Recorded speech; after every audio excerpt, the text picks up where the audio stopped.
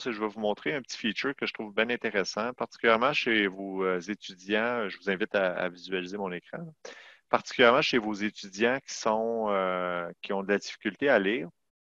Et puis là, j'insiste, c'est que des fois, dans le métier, c'est important de lire. Ça fait partie inhérente au métier. À ce moment-là, évidemment, on s'attend à enseigner ou à faire en sorte que les élèves apprennent à décoder puis apprennent des stratégies de lecture. Par contre, dans certains autres métiers, puis surtout au début, les premières compétences, on veut que l'élève soit capable de comprendre les instructions. C'est ça notre priorité numéro un, surtout quand le métier ne se fait très peu à l'écrit.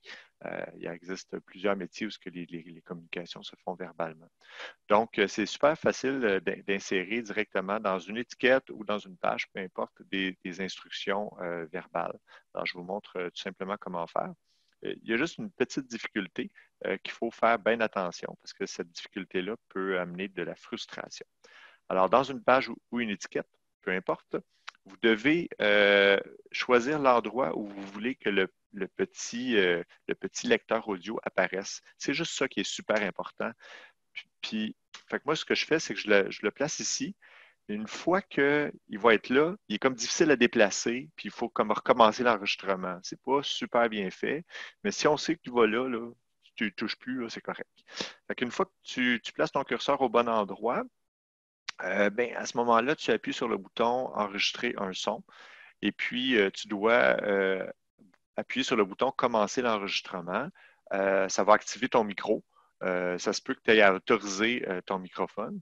Donc, si je ne sais pas si ça va bugger parce que présentement, j'utilise un micro. Là, on va voir. Si je fais commencer l'enregistrement, je vais prendre un deuxième micro. Je vais faire autoriser.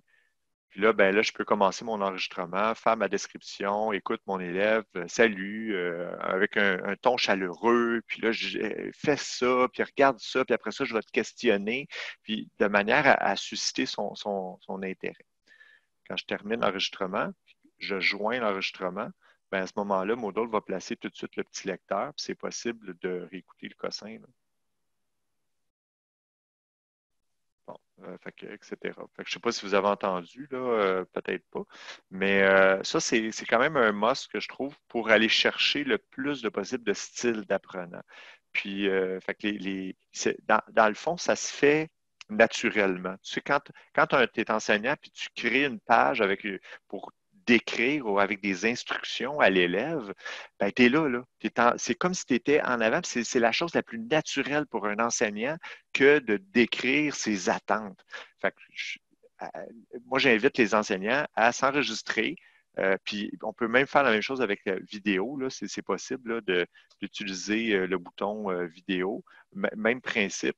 Puis là, ben, on va enregistrer évidemment euh, comme ça. Puis là, ben, on va être capable de s'enregistrer une vidéo. Puis salut mon étudiant, fais ça, fais ça, fais ça, yo, yo, avec une tuque. Comme ça, on a l'air cool, même si on est vieux. Puis, on joint l'enregistrement. Et puis là, à ce moment-là, tu vas avoir ta description qui va apparaître directement. C'est quand même pas pire comme manière d'interpeller l'étudiant. Ça met quelque chose de très chaleureux, puis c'est bon pour les instructions. Je ne sais pas si vous pouvez peut-être essayer. Puis peut-être pas la vidéo parce que c'est un petit peu lourd là, à placer, mais vous pouvez essayer d'insérer un élément audio dans votre page.